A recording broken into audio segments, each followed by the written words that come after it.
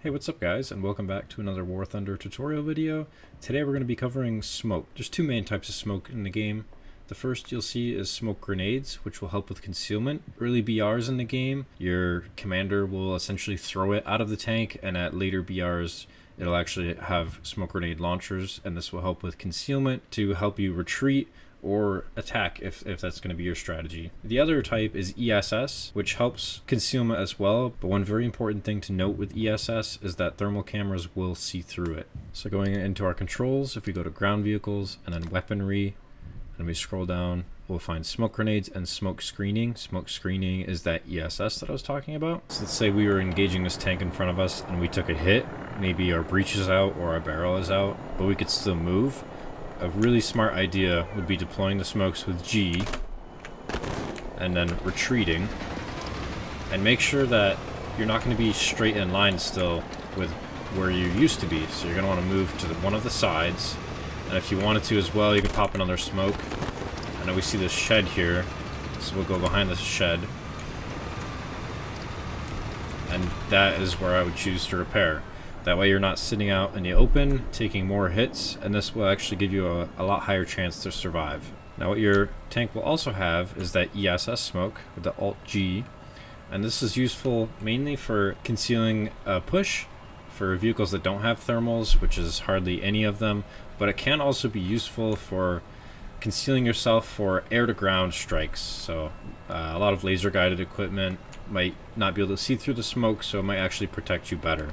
So we can press Alt-G with that, and we're going to kind of want to move around in that smoke a little bit to spread it out, so we have a good amount of concealment. And again, you can't see through it with your normal sight, but if we turn on thermals, we can see through it, no problem. One other thing to note is the smoke grenades can also help you with air-to-ground missiles coming in, so you can always drop those and then fall back, and a lot of times that will actually prevent a missile from hitting you. It'll get kind of trapped up in the smoke and hit kind of close to you. Sometimes they'll still hit you though. It's important though that you have to move, especially if it's a beam riding.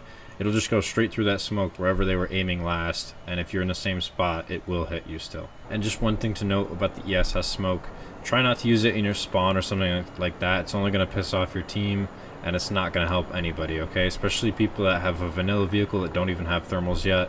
You're just going to hurt your team doing that. So try to avoid using ESS to conceal your teammates, especially in spawn, trying to leave spawn. So here we have a pretty good example. I have a good flank going. I've already got a couple kills, but I'm about to take a hit, and it's going to take out my breach.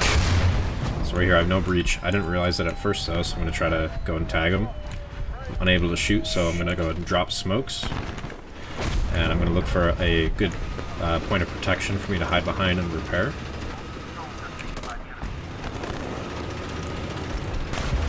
So you just heard right there a missile almost hit me, but it did get caught up in those smokes. I got stuck on this house a little bit, but that's not a big deal.